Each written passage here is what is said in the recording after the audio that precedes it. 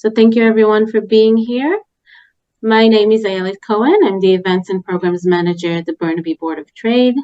Before we start, I would like to take a moment to recognize that we are on the traditional homeland of the Hunkaminam and Squamish-speaking people, and to extend appreciation for the opportunity to hold this meeting on this territory.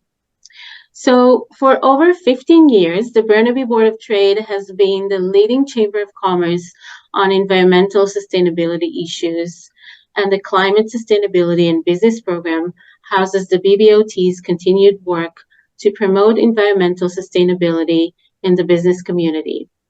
The program is sponsored by a number of organizations which help make its work possible. That includes the BCIT School of Business and Media, Bluebits Technologies, and Parkland Corporation on the platinum level. And on the gold level, ABC Recycling, Alexander College, Electronic Arts, Hemlock Printers, and Simon Fraser University. And as always, I'd like to thank our annual partners, who are those organizations who stand out as top corporate citizens in Burnaby and support our work throughout the year. And you can see their logos on the screen now.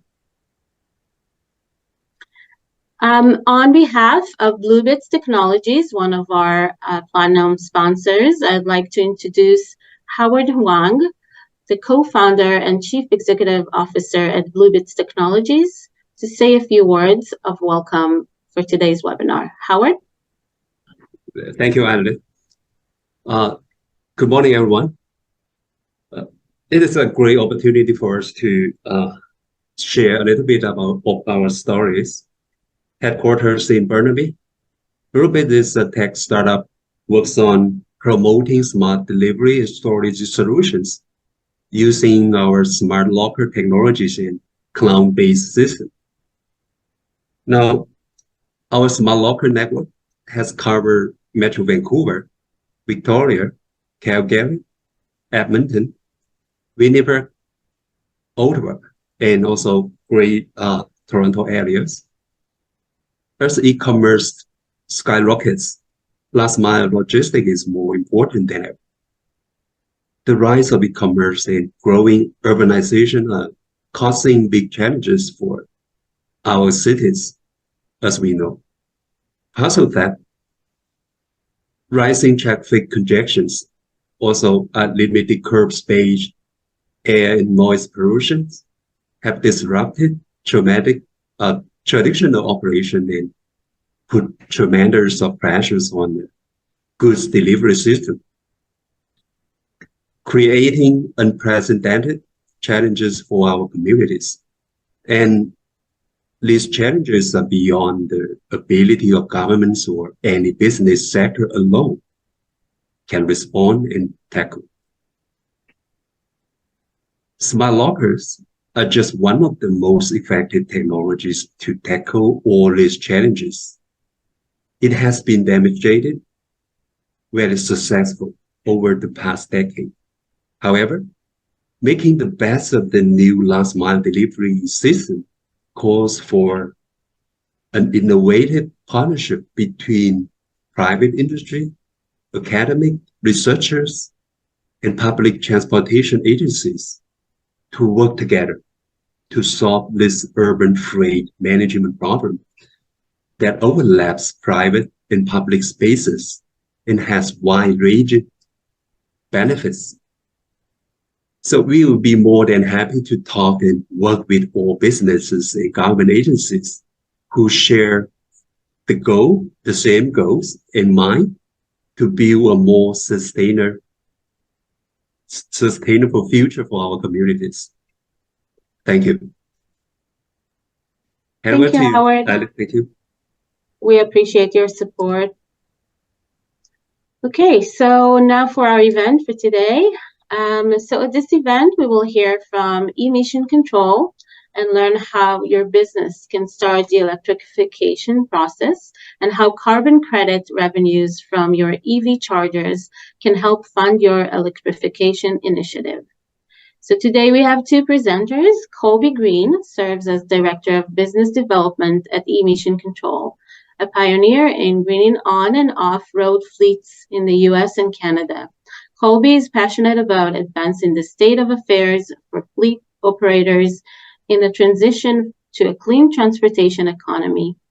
We also have today Matthew Riyanto, is an accomplished operation manager with a passion for sustainability and clean energy, with a demonstrated history of working within the EV charging network operators, utility, automotive, and community not-profit organizations. Matthew brings a wealth of experience and knowledge to his role at emission control. Colby Matthew, I'll hand it off to you. Thank you. All right. Hello, everybody. My name is Colby Green. I'm the Director of Business Development here at Emission Control. We're going to be sharing some information today about some incentive opportunities through a couple programs, the BC Low Carbon Fuel Standard Program and the Federal Clean Fuels Regulation Program. Thank you for the introductions, and again, thank you for the opportunity to speak with this group today. We're excited to share information about this program and be a resource if anybody has any questions as a follow-up to this webinar as well. So you guys got a good wrap-up on who Matt and I are. So a little bit about our company, Emission Control. So we're a team of 15 and growing professionals with various backgrounds in the clean transportation and finance space. Our company has been around for about 4 years, established in 2019. And since then, we have helped businesses on the West Coast here in the US and starting to work with groups up in BC and Canada nationally. We have managed programs, these programs for 400 clients, and it's over 1,000 facilities and tens of thousands of pieces of equipment within the programs. We've built a proprietary software solution that we call Fuse that helps eliminate a lot of the administrative burdens that come with participating in these programs and allows participants of the programs to easily access fleet data and charging data to better understand how their participation in the program ultimately results in the funds that they're able to receive. Our focus since our inception has really been on leaning into education and transparency for clean fuels programs. There is a lot of complexities that come with how the data is managed, reported, where the funds come from, how everything's transacted, and how the dollars ultimately get back to the site hosts. And we do our best to make sure that all of our client partners or anybody that's participating in the program has a very clear understanding of the intentions of these programs and how their participation impacts the geography where they're located. We are a business that's located, we started down in Sacramento, California, where these programs kind of were born on the western coast of the US. But we have expanded and opened an office up in Vancouver, and we are increasing our headcount up there and excited to be building a company up in BC. And so with that, we'll go to that. And I just want to throw out there to everybody, we have about 10 slides that we're going to run through with a lot of various information. We're going to hold questions until the end of the slides, just in case we might cover the information on a following slide that your question might be about. So please hold questions, and we're happy to answer them at the end. So thank you. Matt, I'll pass it off to you. Thanks, Colby. Hi, everyone. Again, it's Matt Riyanto here. I'll be taking over for the next few slides. So this slide will show you a general overview, the differences between the two programs, the two clean fuels programs that we have in Canada. So again, in Canada, we have these two programs. The first one is a provincial program. It's in BC. It's called BC Low Carbon Fuel Standard, or in short, BC LCFS. And the second one is the federal program, covers the whole Canada. It's called Clean Fuel Regulations, or CFR in short. Again, the jurisdictions is one, the provincial one is just for BC, whereas the CFR is all the other provinces, including BC as well. I'll walk you through it one by one. For BC LCFS, it is administered by the Ministry of Energy, Mines, and Low Carbon Innovation, whereas the federal program is administered by ECCC, or Environment and Climate Change Canada. BC LCFS were implemented a while ago, but it was just open to public or to the broader market last year. So even though it's been around since 2008 up until last year, it was only the utility in the province who could benefit from this program. And starting last year, BC LCFS had been opened up to include everyone else who is eligible to participate in this program. The federal program, on the other hand, has just been introduced recently. We just went through the first reporting period, July 1st, 2023. So it's very new. It's very exciting. And then the difference between the two programs, for BC LCFS, their emission reduction target, there's 30% target, whereas the CFR is 15%. To take a step back a little bit, these programs are introduced by corresponding governing bodies to help reduce emission from the transportation sector. So again, it's aimed at transportation sector because for the past few decades, the government has noticed that the main source of emission in the province and from the country is from transportation sector. And with that, they introduced this program specifically to tackle that. And we'll get to how the program works in a later slide. But yeah, these are the differences. BC is aiming for 30% reduction, whereas the federal program is aiming for 15% reduction by 2030. Both are working on an annual reporting cadence, so we report on an annual basis. And then for BC, the number of credits transacted each year, it's almost 1 million. It's 948,000 metric ton of CO2. That's the amount of emission that's been displaced through this program. That's equals the number of credits that's been generated. Whereas in the federal program, it's to be determined, as it's very new. We will get the update from ECCC and hope to update our clients later on. The average credit in BC, it's $475 per credit, whereas CFR is to be determined, but we have heard from a variety of sources that the price is around $150 per credit. The other main difference is that in provincial BC LCFS program, there is no third-party verification, whereas in the federal program there is, and we'll get into that in a bit. So how does the program work? So this slide is intending to explain you all that. So the program, again, is intended to reduce emission from the transportation sector. How do we do that? So this program has set a carbon intensity score for each fuel that's eligible to participate. So in the program, there is a target reduction, as mentioned earlier. With that target reduction, based on what kind of fuel supplier you are, either you are a high carbon fuel supplier or a low carbon fuel supplier, it determines how much credits or debits that you generate in this program.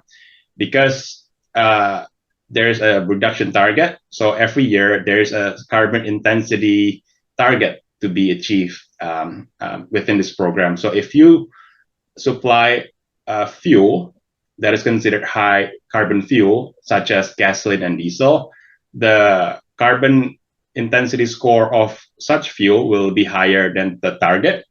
And with that, as you see here, you would then generate deficits.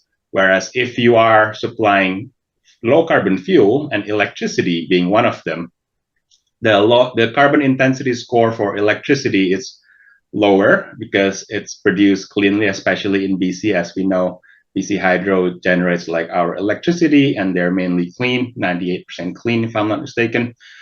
You'd get a very low score, which is a good thing because that will determine how much credits you get from this program.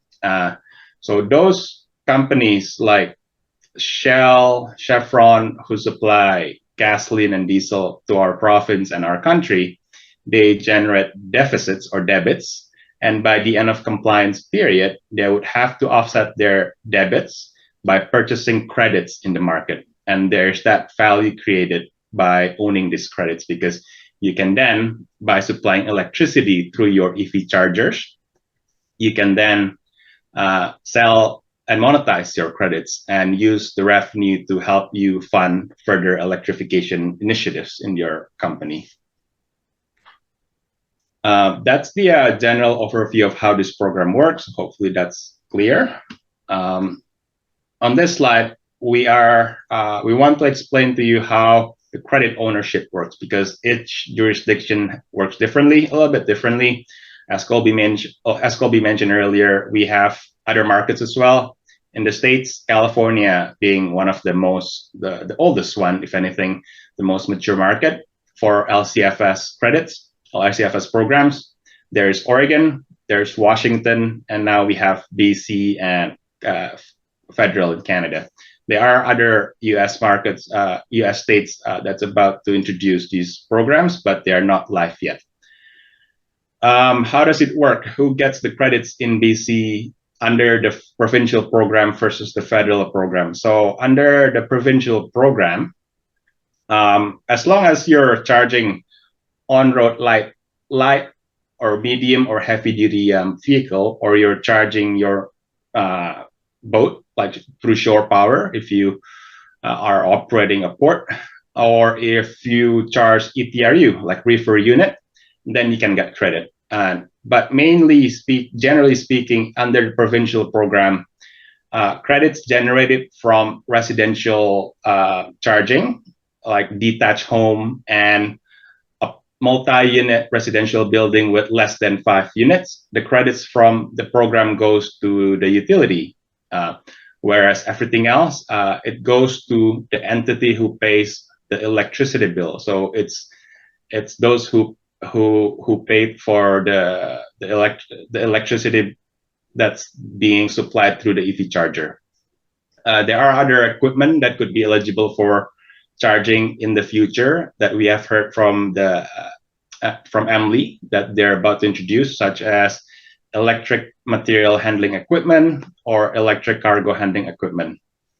Whereas in the federal program, it works a bit differently.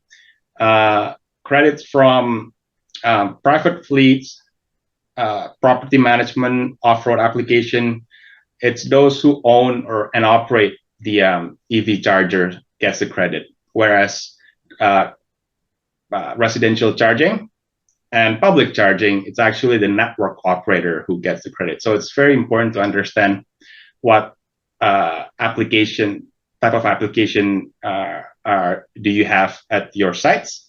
And then you have to determine whether you are eligible for the LCFS credits or not, because otherwise there would be other party who has the right over the credits.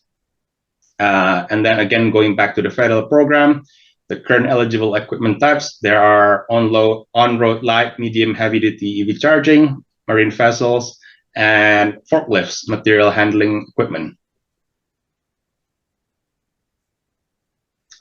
In this slide, we're trying to highlight or give you an example of like the kind of revenue that you could get from these two programs. There are different scenarios here. We'll go through it one by one. The first one is if you operate 10 level 2 EV charging stations. And the estimated annual usage is 60,000 kilowatt hour. With that, each year, if you generate that, if you supply that same amount each year, you could get about 52 credits under the provincial program or 77 credits under the federal program. And correspondingly, the revenue that you could get is 22,000 for BCLCFS and $10,292 from the federal program. The next scenario is when you have 10 electric delivery trucks.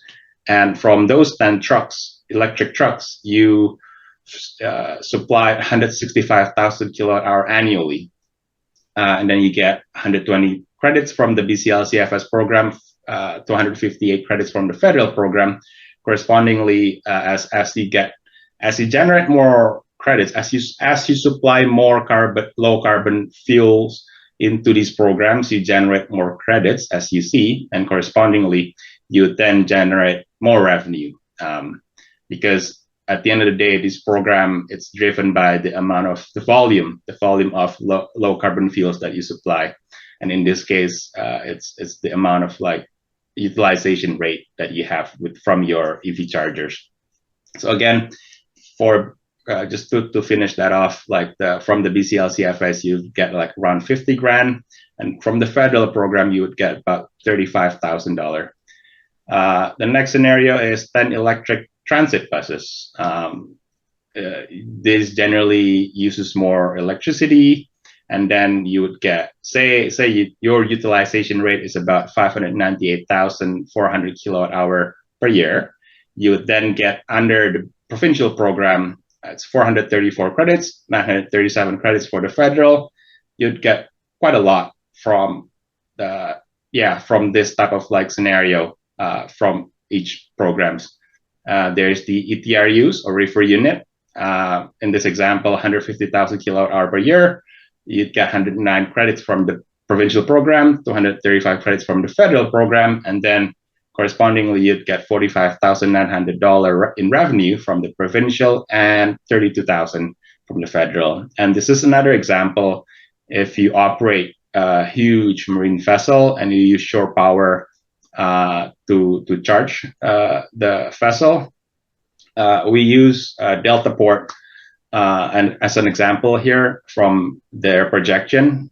In a year, they would probably charge that much, 41 million kilowatt hour actually, and from that amount you'd be able to get almost 30,000 worth of credits under the BCLCFS program and almost 40,000 for the federal program, and the revenue is 12 million from BCLCFS program and about 5 million from the federal program.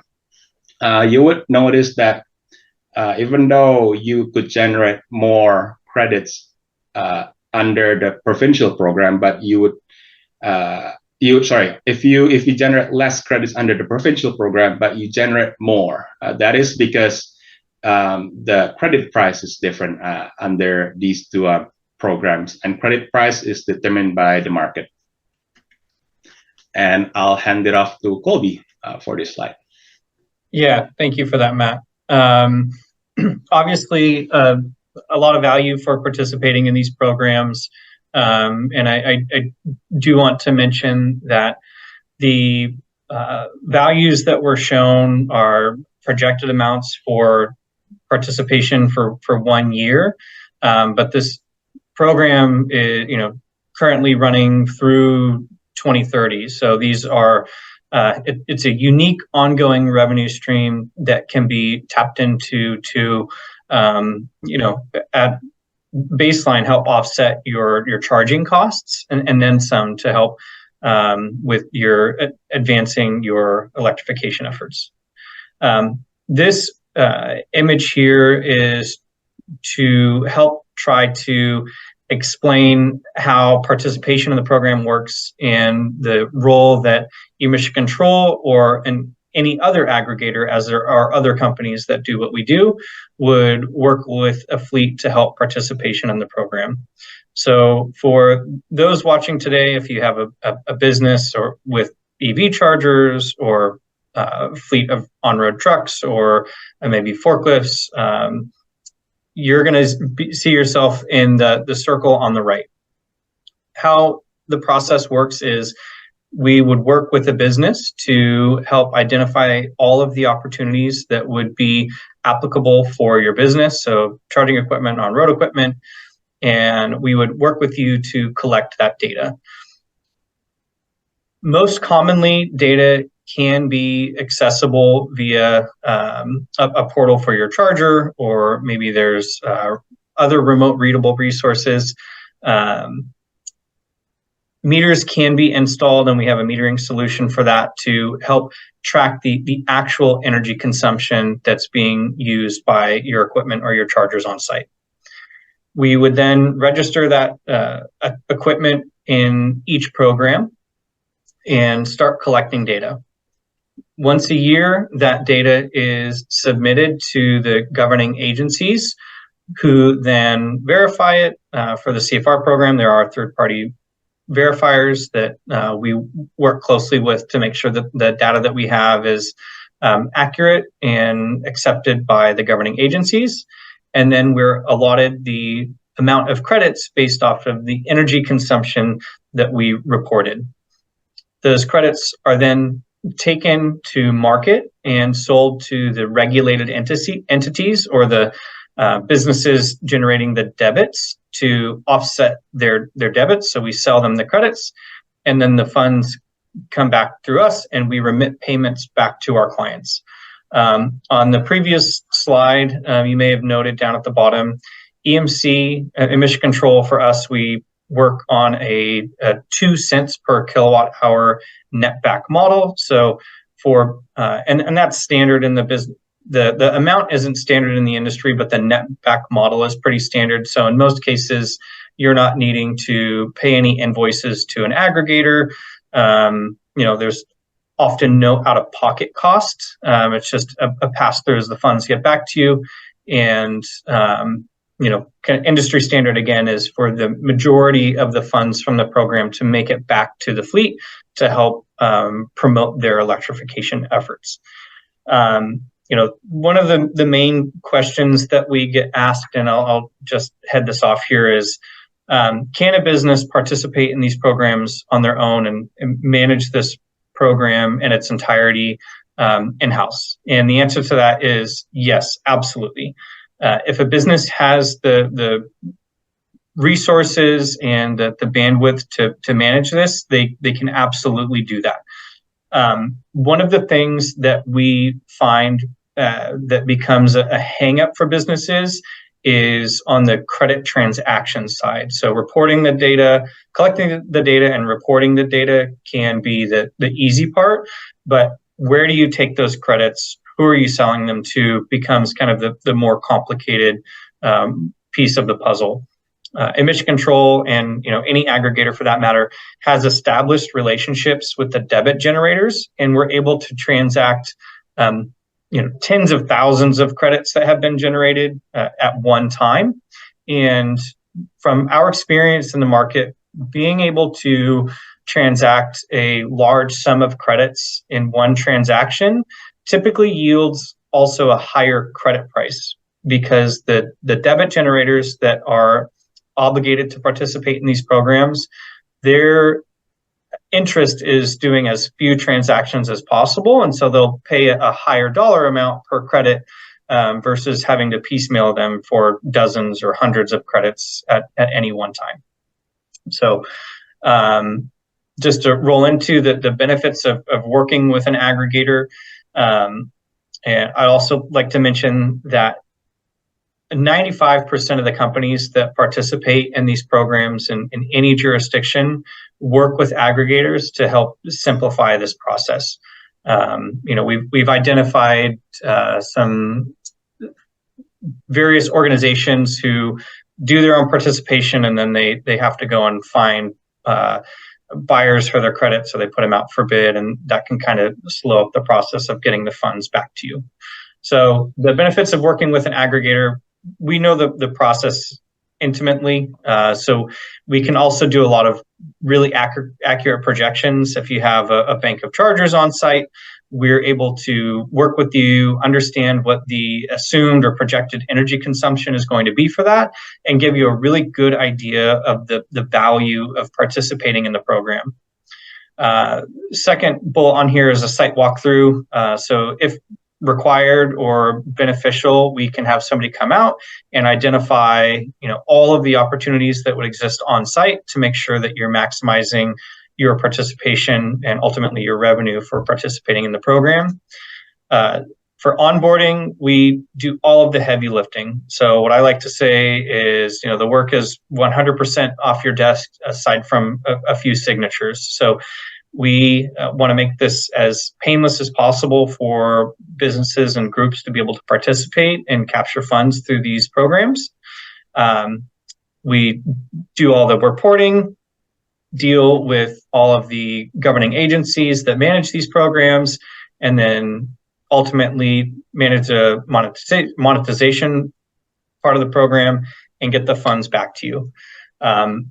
As it is right now for the BC LCFS and the federal CFR program, both programs operate on an annual basis. So the payments from these programs are coming out once a year, sometime in late summer, early fall. And, we can help you understand what the cadence of that would be and help you forecast what those payments are going to be through the year as we're, tracking the energy consumption from the equipment that would be enrolled. And just a little snapshot of some of the experience that Emission Control has. So we work with a lot of public agencies. We work with a lot of private companies of various sizes. And there's opportunities all around, rail systems, ocean-going vessels, material handling equipment on road, level 2 chargers for the the staff cars or customer cars that you have out in the parking lot. There's really no opportunity that's too big or too small to work with these programs. And as Matt shared on the slide with the incentive amounts on there, the return can be significant and really help in the efforts of converting to lower carbon fuels for your fleet and your customers. And with that, I'd like to thank everybody again for your time today. I know everybody's schedules are, if anything like ours, fairly packed. And so thanks for taking time out of your morning to listen to us. And now happy to answer any questions if anybody has some. Thanks, Colby and Matthew. I do see a couple of questions in the Q&A. I'm just going to read it to you. Right now, selling the credits for BC LCFS is a bit of a wild west. Do you anticipate the province setting up more of a trading market instead of the existing process of having to individually contact from the list of buyers? Yeah, we very much understand that. In our experience, working in these markets for the last 4 or 5 years, it's, there's always a potential that maybe they do, but I would say at this point, it's not something that we've heard anything from any of the agencies say that they're going to simplify that process. So, again, that's something that we and other aggregators in the space have a lot of experience in and have existing relationships. And so we're always happy to help with that. And to add on a little bit, if I may, to what he was explaining, again, like in our Canadian Clean Fuels program, we are catching up with our American counterparts, like California being the more mature market. So we are always, most of the time, like our understanding is that the governing bodies like the ministries, the office, they would be looking to the California's market and learn from their experience. So we are in California, it works the same way. There is no trading platform. Every seller will have to go out and find their buyer. So we don't expect anything differently than how it is right now in Canadian programs. Thank you for that. There's another question here. If you only have a few employees with EVs and would only require 2 to 3 EV chargers, is it worth it to join a program like this, or only if it's larger scale, 10 plus EV chargers? It depends on the type of chargers that are installed. If there's data that's remotely available for those chargers, say like a charge point charger where you're able to log in and view the energy consumption, for a small bank of chargers, it might make sense to opt those in if you can access the data. If it's more of a basic level 2 charger that's just kind of tied into the power at your facility and you're not able to tap into the energy to get the energy consumption, then it makes it a little bit more complicated, and you'd be looking at getting a meter installed, and so trying to justify if the investment in a meter and have a contractor out to install it offsets the return that you would get. So to put it simply, if it's a smart meter, yes. If it's a basic meter, probably not. Thank you.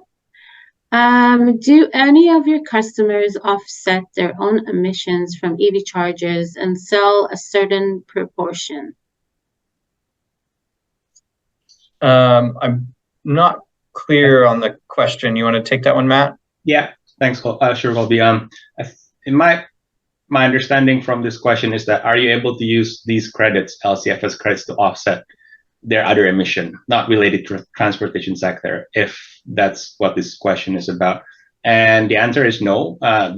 These are separate programs. Even within Canada, again, we have 2 programs, BC LCFS and CFR. The credits are not interchangeable, so it works within its own jurisdiction. And this is just within transportation sector. So the credits are not, you can use this credit to offset your other emission project. It's totally unrelated. And the intention of these LCFS credits is, again, to give you additional incentives for supplying low carbon fuel into the province, to the country. And that way you get this additional revenue to help fund more further electrification within your project. That's really what the intention is. Thank you very much. And I don't see any other question here, so we just want to thank both of you.